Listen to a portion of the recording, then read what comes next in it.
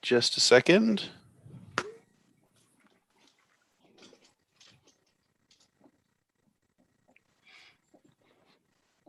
Hello, welcome all to New Hampshire Peace Action's Peace and Justice Conversation Series online.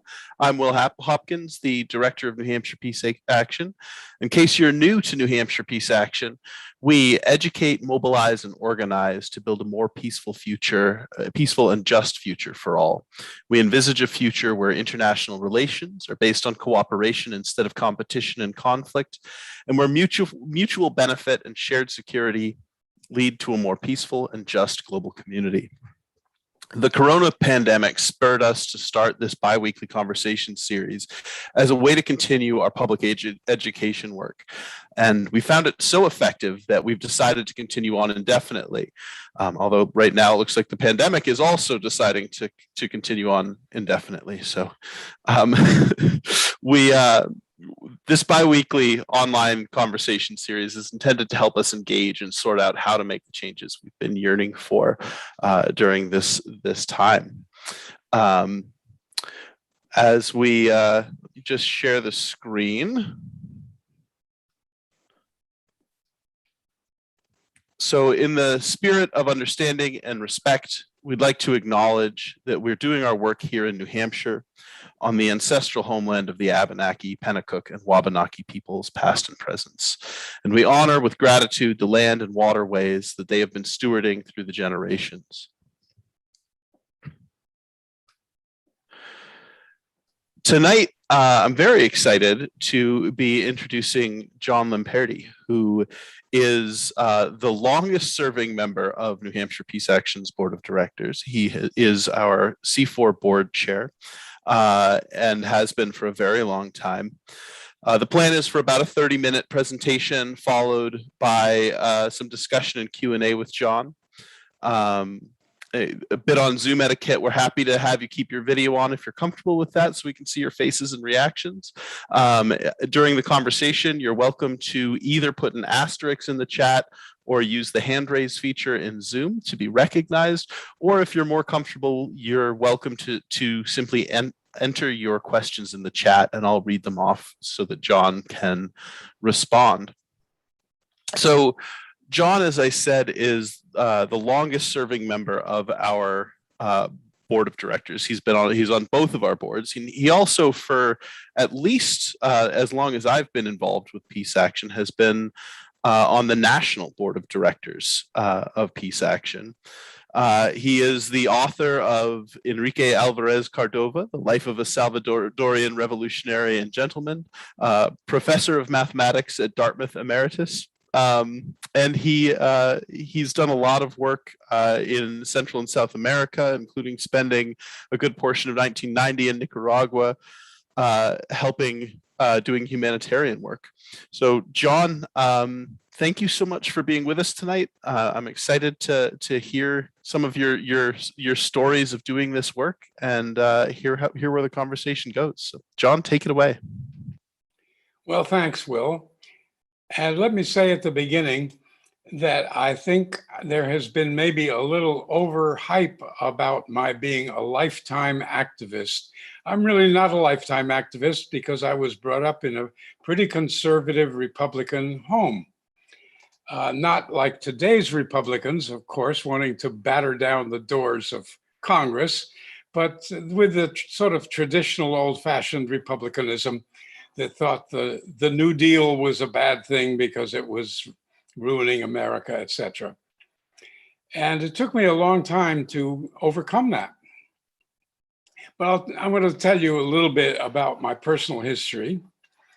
When I went to college, in the early 1950s, I was very little aware of what was going on in the outside world. I mean, I knew the headlines, of course, but I didn't really get involved. And I hadn't thought much about the nuclear bombs, for example. When it came to the Korean War, I remember one of my friends said something like, well, I'm not exactly a conscientious objector, but I am an objector. I don't want to go there. And that was how I felt too. And when I went to graduate school in California, I was still really not involved very much in the political or the world affairs outside of what I was doing. I was trying to become a mathematician. I studied physics and mathematics as much as I could, and things like politics and history as little as I could get away with. Somehow, though, during the 1950s, I, of course, became aware of the McCarthyism and of Joe McCarthy himself. And I knew right away, even though I was not paying that much deep attention to what was going on, didn't know anything much about the US Communist Party and whether it was a bad thing or not, but I knew McCarthy was a cheat and a liar. It was just obvious. And I couldn't understand why everybody didn't see it clearly that McCarthy was a cheat and a liar. And the other people that were involved in becoming sort of professional anti-communists were also cheats and liars. But I didn't think I was supposed to do anything about it until in the end of the 1950s, HUAC, the House Un-American Activities Committee, said they decided to come to California, to the Bay Area, and investigate communism in education. And they subpoenaed somebody I knew who was a member of my mathematics department. By that time, I was at Stanford University. Well, out of sympathy for the guy that I knew, not knowing, and out of the feeling that HUAC was a bunch of crooks and clowns, I went to a protest meeting, and one thing led to another. And before I knew it, let's see where I can find this.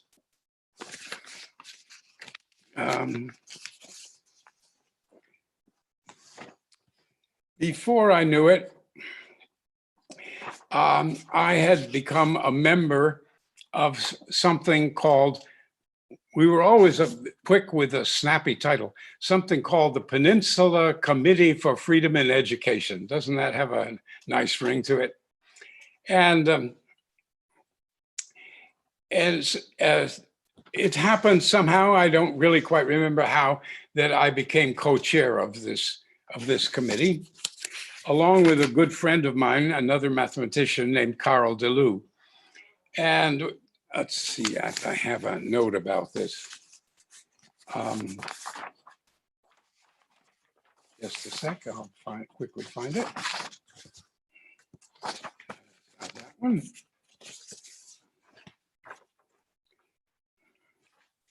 Sorry about that. I am a little unorganized with my notes. Well, I'll just tell it without finding the notes. We had this committee, we did things like this. We wrote lots of letters. We circulated petitions. We held meetings. And I think we were in general pretty ineffective. Although it seemed to me that we were doing pretty radical, daring stuff, because I had never been involved in anything before. I had thought it was not my job to actually do something about this. I remember one evening when my co-chair and friend Carl DeLu were busy in the office someplace using a mimeograph machine, one of the old kind of mimeograph machines where you turn a handle to crank out copies of what you have set in.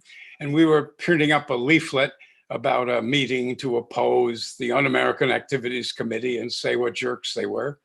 And Carl said to me, "You know, this is the first time I ever felt like being a real revolutionary, cranking out mimeographs on that machine, running our hands around." Something perhaps useful did come of all this, because although we didn't exactly destroy the Un-American Activities Committee, we did found a chapter of the American Civil Liberties Union, the North, I forget what it was called, maybe the North Peninsula chapter of ACLU of Northern California. And I think they're still existing, and the ACLU has always done good work. And let me pause for a sort of an editorial. I was really ignorant, as I said, about what was going on in the world. I thought of the Soviet Union as sort of menacing and making trouble, but I wasn't too much involved in that. And the same thing for American communism. But I felt like there was one thing I could be really sure of, and that was that we should fight to defend our own civil liberties. And from guys like Joe McCarthy and HUAC, who were trying to take away our civil liberties, I knew we had to fight against that, whatever the Russians did. And I still feel that way after all these years.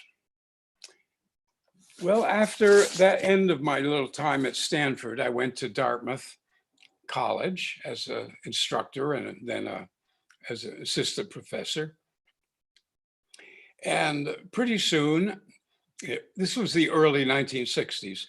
Pretty soon, I thought about the issue a little more, these issues a little more, and there were people who wanted to form a Dartmouth community chapter of SANE. And maybe some of you remember SANE, this Committee for a Sane Nuclear Policy, which is I think it's correct to say, the grandfather of peace action, with the nuclear freeze movement perhaps as the intermediate generation. Anyway, we had a chapter of SANE at Dartmouth College, and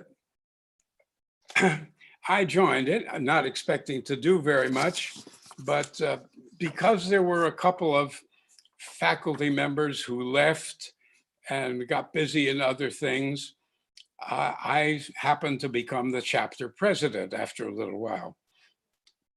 And we had a big meeting planned with Norman Thomas as our speaker. And I must say, this blew my mind because I had thought of Norman Thomas as a historical figure, you know, somebody almost, but not quite, like Abraham Lincoln, somebody, a great figure from the past. And here he was, live as anybody, coming to give a speech at Dartmouth. And we had a big crowd for him, almost 900. And he gave a wonderful, premature, shall we say, speech against the Vietnam War. This was quite early in the 60s, and it was when people of goodwill hadn't really caught on to the nature of the Vietnam War yet. And Thomas was trying to turn us on to get busy and oppose it. And some of us did turn on, but of course we couldn't do much to head it off until a huge disaster had happened. Oops, where are my notes? Oh dear. Sorry about that. I made a page of notes and I've lost them. Here it is. Okay, well, that was early in 1960s. And I became, during those years, more and more involved in anti-Vietnam War stuff. And the issue really boiled up at Dartmouth in the end of the 60s with students getting involved. Some of the students were very radical and angry and ready to do pretty drastic things in the campaign against Vietnam War.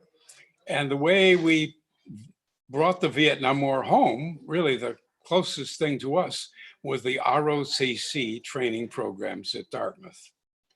And so we had a campaign to try to get rid of Army and Navy. I think they had Army, Navy, and Air Force reserve military training programs at Dartmouth.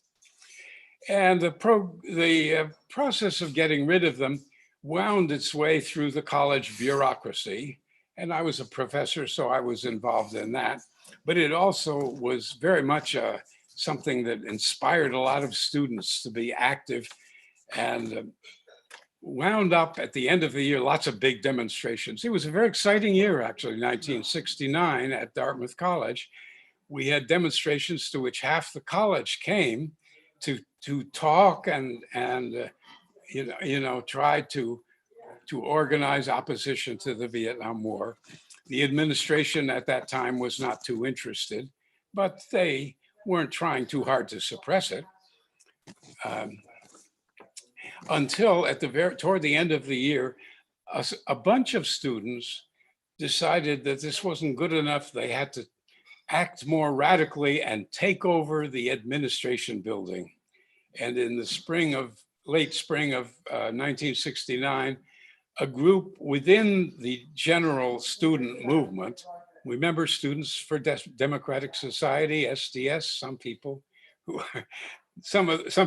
are of a elder generation will remember that. But within them, there was a sub-caucus that called themselves Progressive Labor.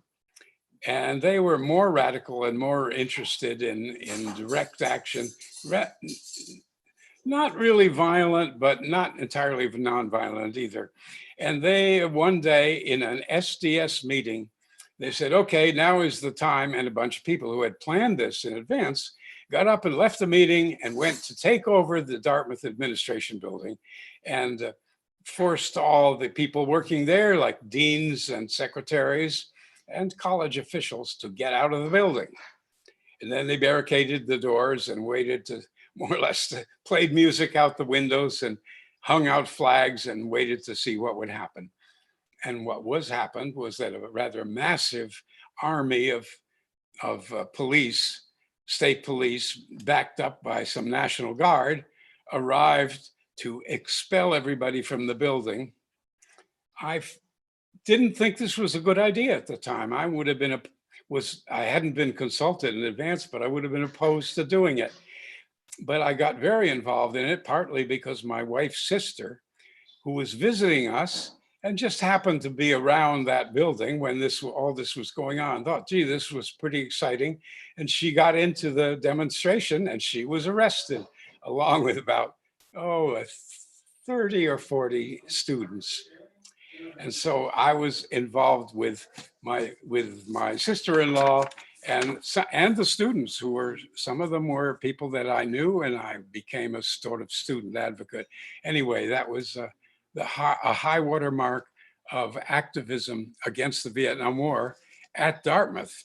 And it was the same year that things like that have been happening at other universities.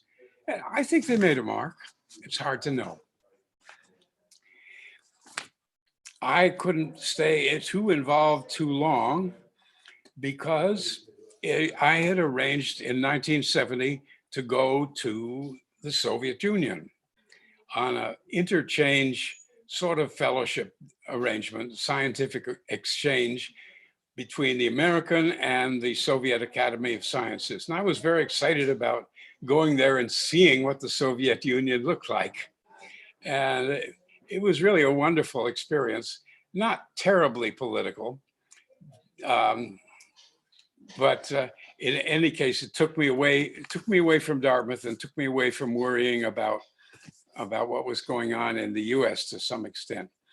And when I came back from that, I was all fired up to work some more on the Vietnam War, but I was also getting more involved in nuclear weapons and nuclear power issues. And after a couple of years I noticed that the American Friends Service Committee had produced some really good stuff to use in meetings to try to persuade people and educate people about what was going on in Vietnam. The US government and major media were saying, oh, the war is winding down. There's not so much going on anymore. And there was really a lot going on. And the AFSC had an organization called NARMIC, which stands for, National Action Research on the Military Industrial Complex. That's NARMIC, okay. And they made a material, and in those days, we didn't have videos. They made a slideshow with slides in an organized manner and a script to go with them to tell the story with visuals of what was going on in Vietnam. And it was very good stuff. So I decided after a while that somehow I had to take some time off from Dartmouth. I wasn't that dedicated to mathematics anymore. My real dedication to mathematics had been in the 1960s, and it was getting to somewhat of a casualty of the Vietnam War.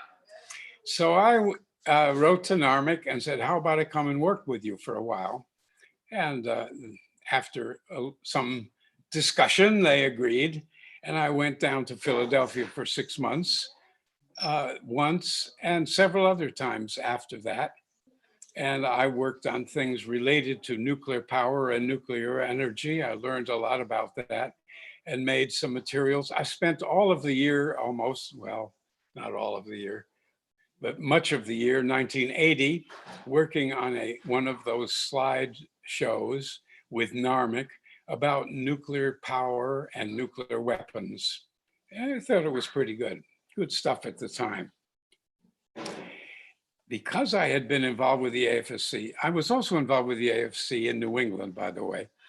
And because of that, in 1985, the AFSC was putting on an educational trip for a dozen or so related people to Central America, because the Central America wars were becoming a big issue. Somehow I got to join that group, even though I wasn't an AFSC staff, but I went on along with that AFSC trip to Central America.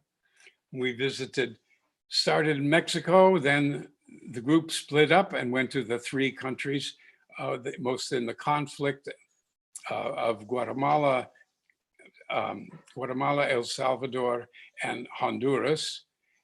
And I chose Honduras mostly because other people were less interested in it. Then we all went to Nicaragua, which was in the middle of the revolution and the Contra War. Then on to Costa Rica for some education about the history of the country that doesn't have an army. And about this trip, I can only say that it changed my life. You know, I don't say that lightly. It really did change my life. And from then on, Central America was a big function of my interest and my activism. I came back and gave lots of talks. I brought a movie that had been made sort of semi-underground by some human rights activists in Honduras about the dictatorship there. And with a couple of colleagues at Dartmouth, we managed to dub the soundtrack into English. And I showed that and talked about it. And I eventually wrote a book about Central America called, with the auspices of the AFSC, a short book called What Are We Afraid of? The Influence, or what is the role of communism and the Soviet Union in Central America? It's not quite the right title, but the what are we afraid of part was true, because I felt that the policy of the United States towards Central America, at least and as they presented it in public, was to appeal to fear. And there was nothing to fear. While I was doing this stuff, I heard about someone in El Salvador, a very interesting person who had been a son of one of the wealthiest families in the country, a member of the oligarchy, who had become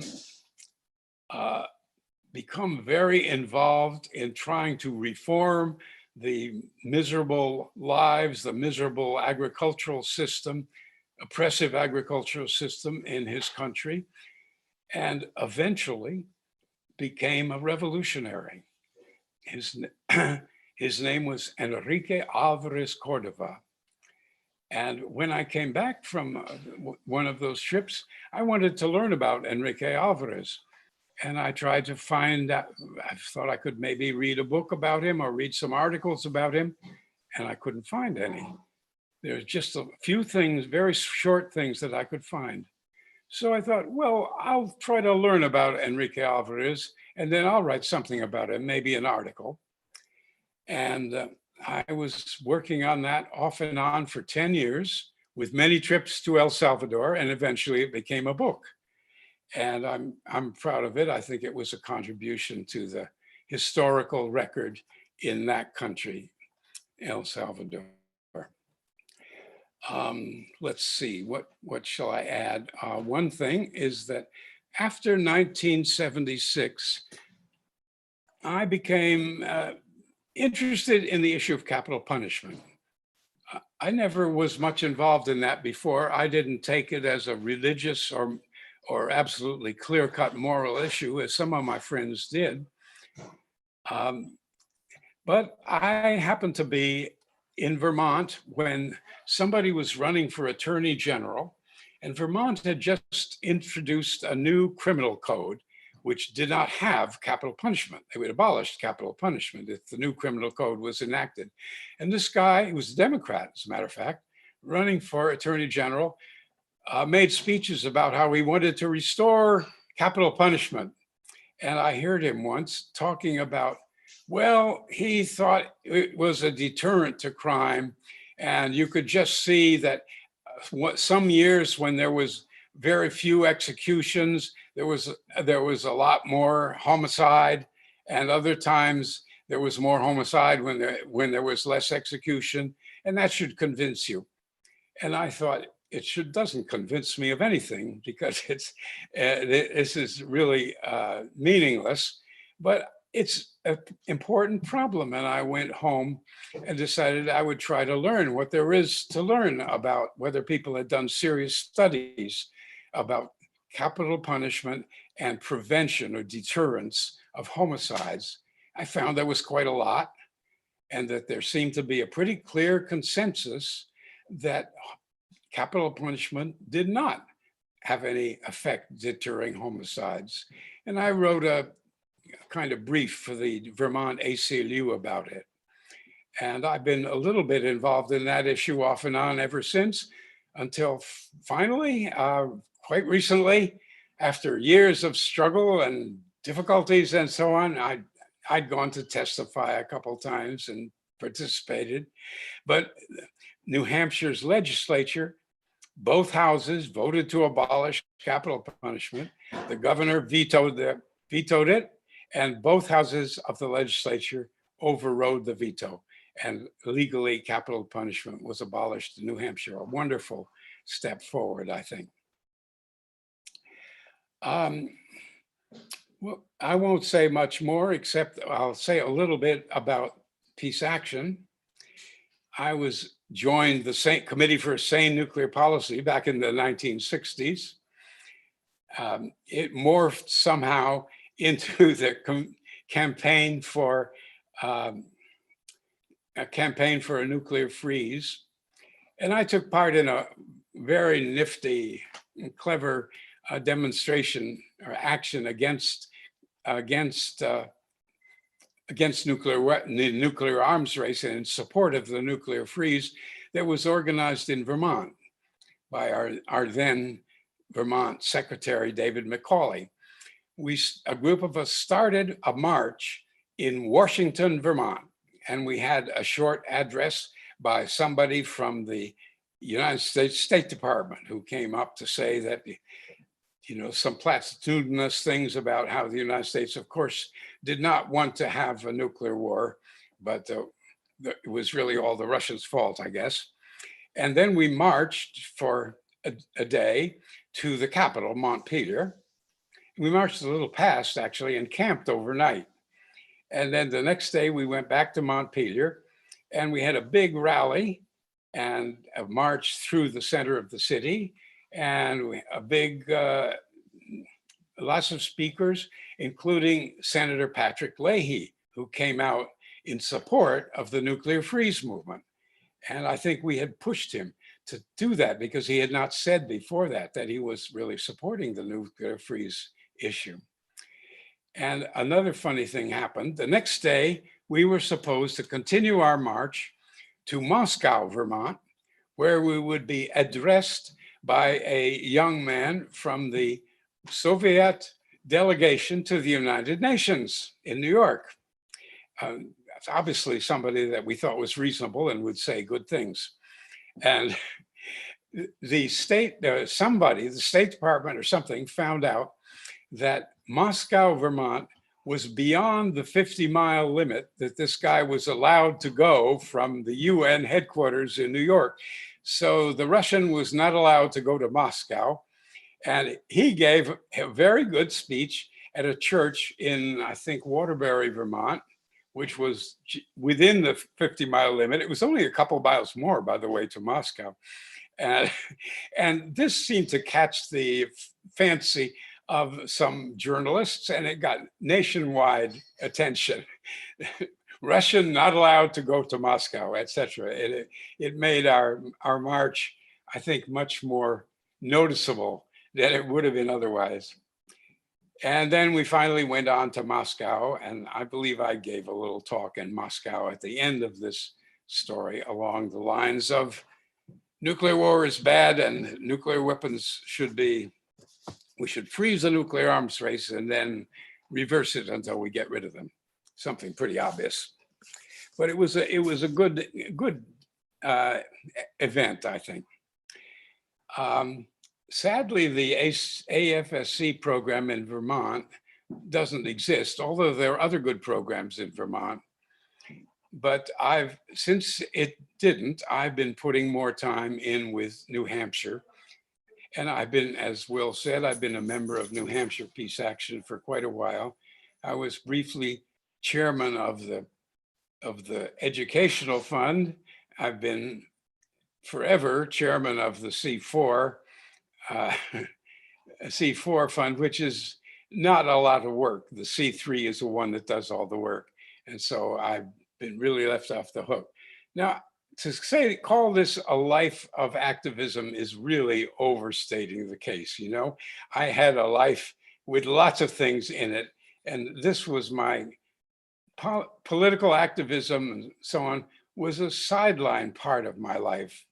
And I can't possibly be compared to somebody like one of my heroes, Howard Zinn, who really was a lifetime activist. I think he was something of a red diaper baby too, and I was the opposite, as I've said before. But anyway, it's a picture of what some of the things that somebody can do while they still have a normal, comfortable life. I didn't dedicate my life and go to prison for any length of time to testify to my ideas. I was arrested 4 times, I think, but never actually spent any time in jail. I always got off on a technicality somehow, but although I was probably guilty of disturbing the peace or whatever it was we were charged with.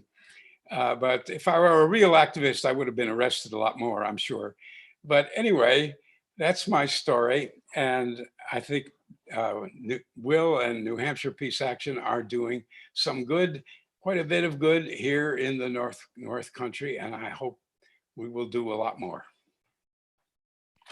Thank you so much, John, for all your service to making the world a better place and for your stories.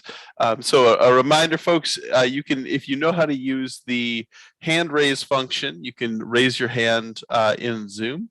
Otherwise, feel free to either put an asterisk in the chat or to type your questions in the chat, and I'll read them off or I will recognize you.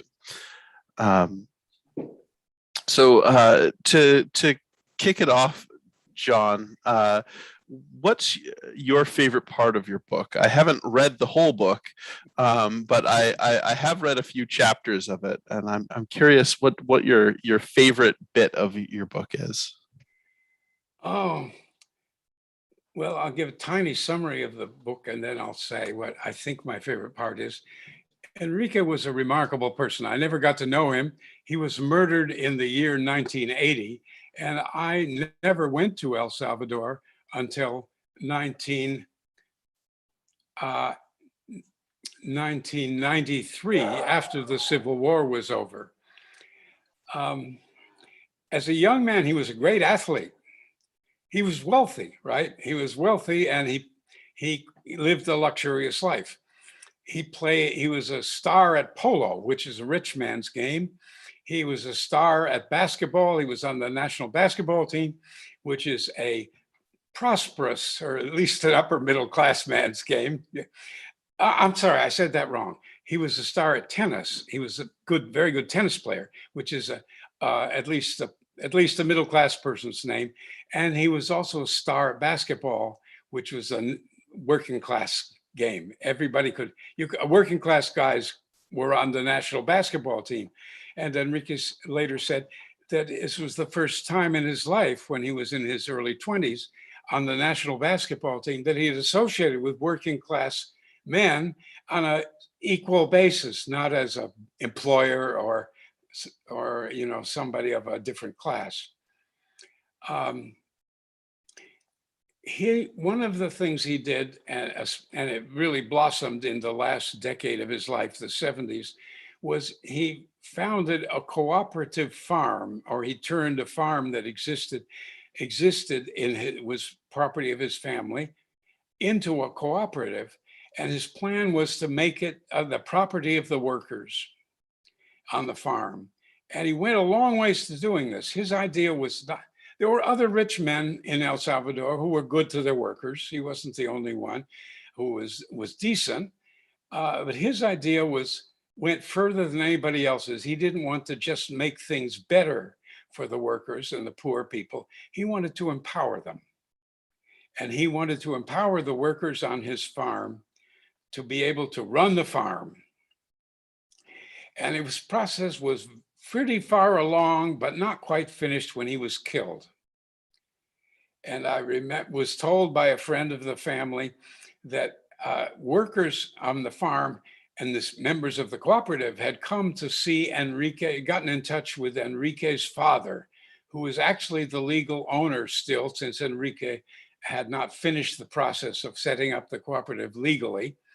And they were very worried what was going to happen to their future. And Enrique's father, who had been estranged from his son, he was conservative. He didn't agree with Enrique's political action at all.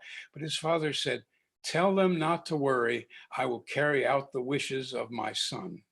And he did. I thought that was a part that was a real high for me. Something good came out of that. Thanks, John. Enrique was killed along with others of his organization, basically the political opposition to the military government in El Salvador.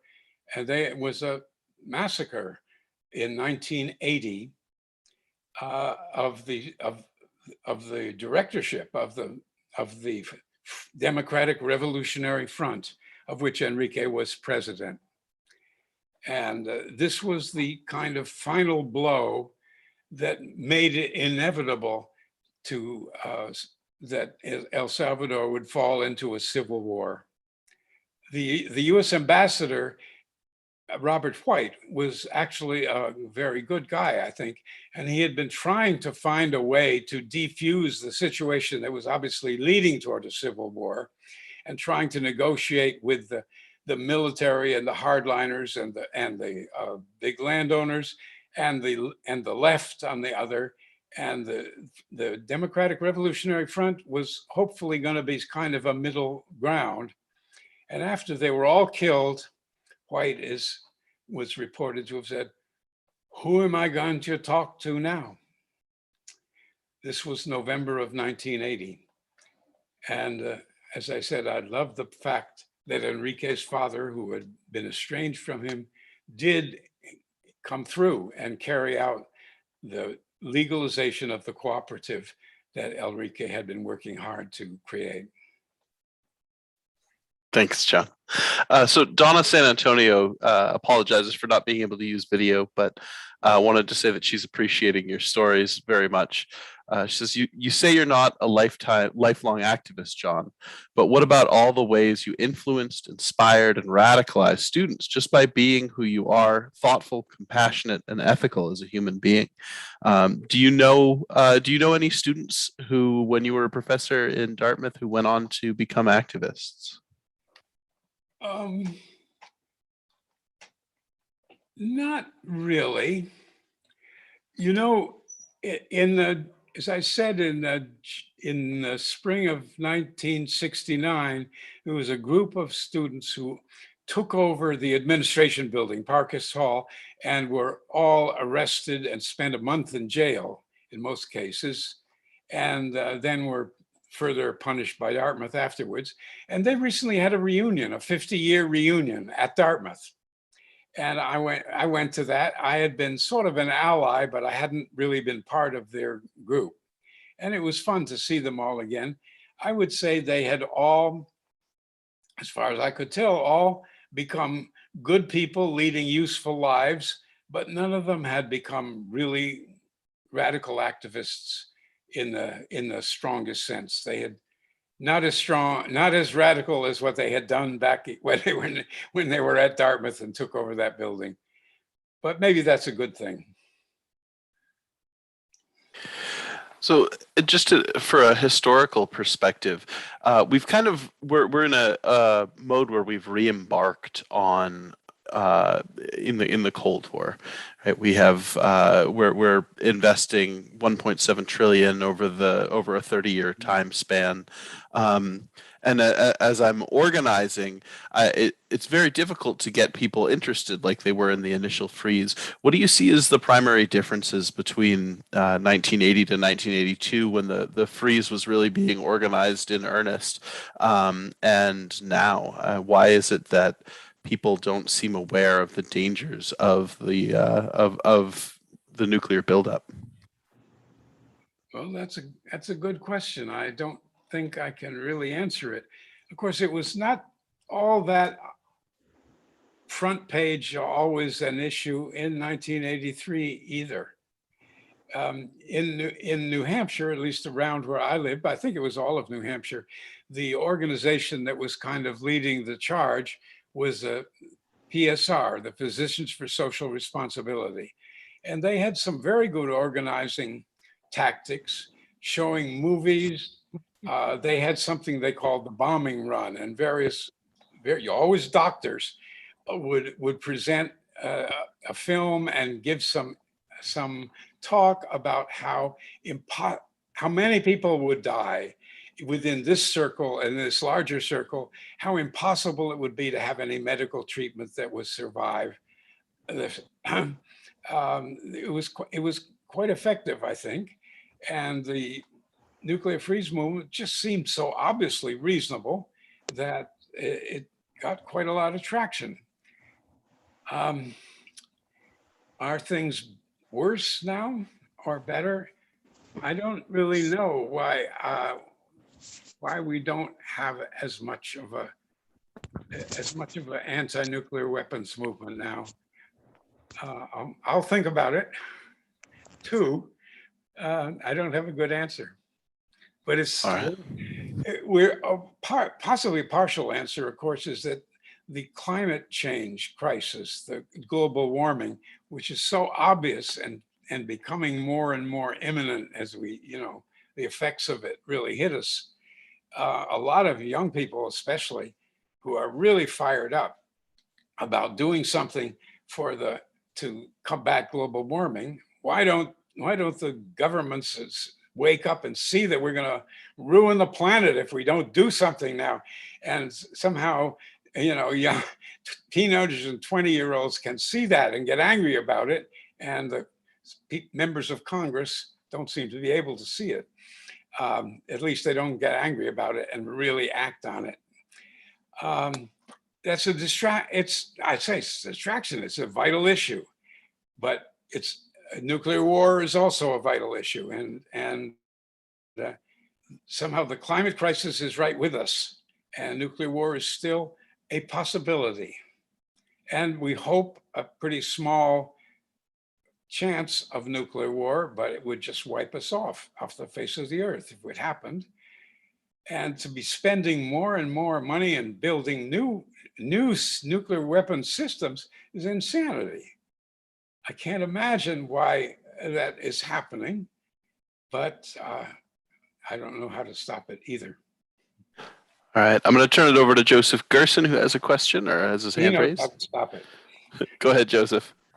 Oh, John, so just to say that, I've just long admired your steadfastness, and I resonate very much with what Donna San Antonio wrote. And, just to appreciate that, not more can be asked of us than, than doing the work, doing what we need to do to live, and then being that person in the community who really consistently is there in terms of advocating for justice and peace in the climate. So, first of all, I just really want to appreciate all that you've done over the very long time. One of the things that you sort of came near but didn't quite talk about was the launching of the freeze movement in Vermont. Well, also, I just want to back up and just say I really did appreciate your history and the role of the anti-McCarthy work that you did in the anti-communist mania, and some of those forces are still with us.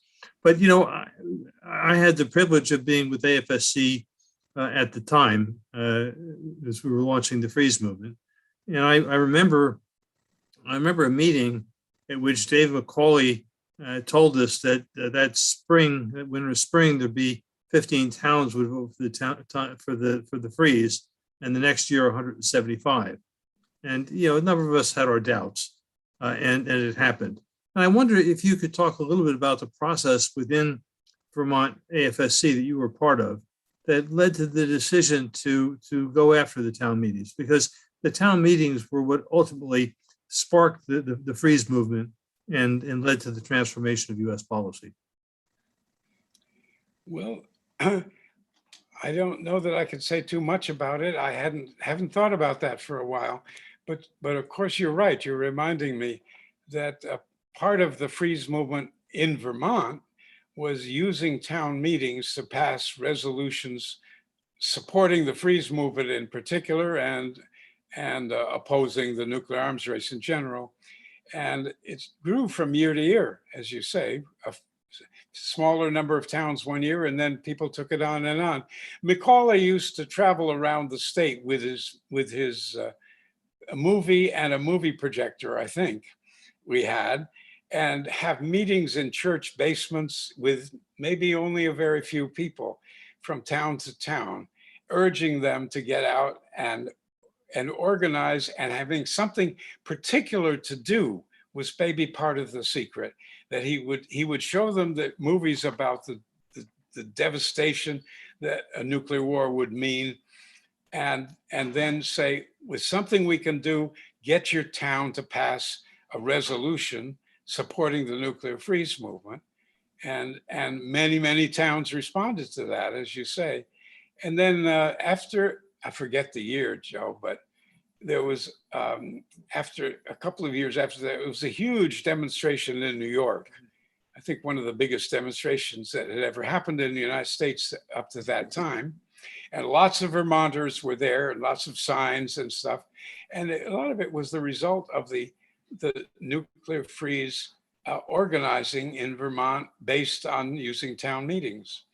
Of course, not every state has got town meetings where you can tell people, here's a good way to start and do some organizing locally. Vermont had that and made use of it. Only to say, John, that you were part of the committee there, the AFSC committee, that made the decisions to do the town meeting, and I want you to own that. And just to say that what you did there provided the model that the next year 330 towns across New England, I think 8 states voted for the freeze, and that's what fueled in turn that 1982, June 12th, 1982, massive rally in New York. I still have a photograph of the Vermont delegation there with its big sign, banner. 175 towns voted for the freeze. So just to appreciate your major contribution there, and just to appreciate all that you've given over the years. Well, thanks very much. I have to say that sadly, one of my regrets is that I wasn't there. And the reason was that I had a connection with Putney School in Putney, Vermont. And people from Putney called me up and said, there are a lot of people here who can't go to Vermont, but we want to organize something here, and we can't get anybody to come and speak to us because everyone's going to Vermont. And so I went and gave a speech about the nuclear freeze movement and so on in Putney, Vermont. Because I thought it was a bigger contribution to do that to a smaller number of people than just to be one of the crowd in New York. But it would have been fun to be one of the crowd in New York. So I have a question from David Blair that I'm actually going to answer to some extent in the asking of it. So David says, John, there's a young and dynamic generation of organizers now taking the lead in movements for social justice. Have you found an ongoing role for yourself as an elder statesman of the peace and justice movements in New England? And I will say that is one of the roles that John has played to me for sure. Somebody who I can talk to about what has worked through the decades and how New Hampshire Peace Action has not just how New Hampshire Peace Action has handled addressing challenges and building support for different campaigns, but in advising me, I know you've been really an important figure. Do you feel like there are other places where you fit that role other than in my life and in our life at New Hampshire Peace Action? Are there other places where you feel like you've filled a role as kind of an elder statesman of the peace movement? Oh, I don't think so much, but let me tell one little story, which is, I think, true. We had a meeting. We were at a meeting once in New Hampshire. You might even have been there. I don't know. And people were sort of saying things about why were they involved in peace work and what was it that moved them most. And somebody said, well, I was really inspired by something John Lamperti said. And I couldn't think what it was. And so I asked him, what was it that I said that inspired you? And he said you were involved in peace work and stuff, mostly because you just hated to see the bastards getting away with it. It was that was Alex Freed. That was Alex Freed who remembers you saying that as an introductory line and why you were there. Just can't stand to see the bastards getting away with it. And Alex has continued to share that as a reason to do social boy, is justice that more work. true now than ever. Yeah. So we have a question from Robin Harper. It's a great question, and I'm afraid if you had an answer to it, we'd be doing a lot better than we are. But let's see how you respond to it. Since nukes are insane, what about the government leaders that support and modernize them? And the truth is, this is almost all of our government leaders, right? But what the insanity of investing this kind of money. I mean, yeah, can you respond to the question? I can't begin to answer that.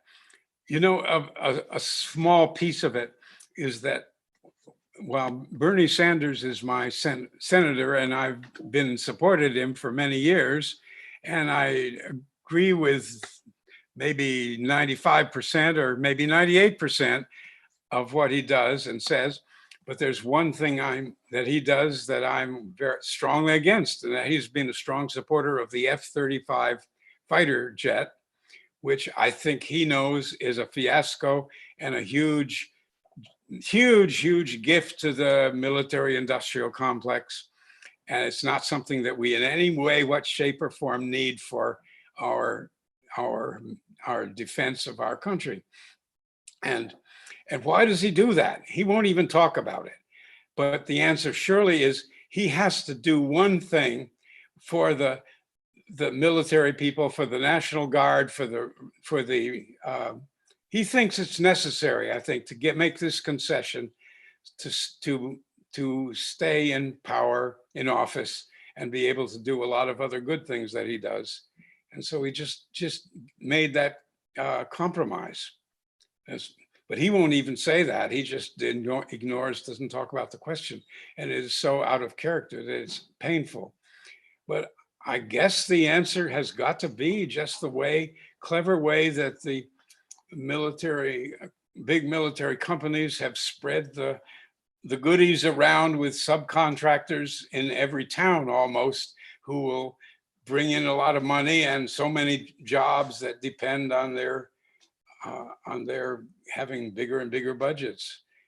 I don't think anybody tries to make a rational case for why we need those things. I haven't heard it if they do. Well, unfortunately, we are all out of time. But John, thank you so much for giving us your time tonight and sharing some of your story of how you've navigated fighting for justice over the last many decades. You're welcome to stay in touch with New Hampshire Peace Action. I encourage you to stay in touch with New Hampshire Peace Action by checking us out at nhpeaceaction.org. You can look us up on Facebook. And stay apprised of what our next programs are. We've had to double up, and so we're going to be doing every Monday for a while in these conversation series because we just had too much important material to cover. There'll be a few off Monday programs coming up, so please keep your eyes open. The series will remain free and open to everybody. However, if you're willing and able to make a contribution at this time, feel free to go to nhpeaceaction.org/donate. Just to give the next few conversations. We have next week will be Alicia Sanders Zachary, who is a 20-something Concord native who now works in Geneva for the international campaign to abolish nuclear weapons. She's become a major global figure in the fight to abolish nuclear weapons. That'll be next Monday, same time. Week after that, Sarah Wilton, who lives in Keene, a former colonel in the Air Force who worked in public health and U.S.-Russia relations, is going to present on the new Cold War. 2 weeks after that, Nuran Al-Hamdan, a young Palestinian-American woman, is going to talk to us about Palestine. September 13th, Diane Stradling is going to talk to us about Cuba. So stay with us. Visit us on Mondays. And thanks again to John for all you've done. I can see lots of people saying thank you in the chat. Everybody have a great night. Well, thank you very much, Will, and everybody. Thanks for listening.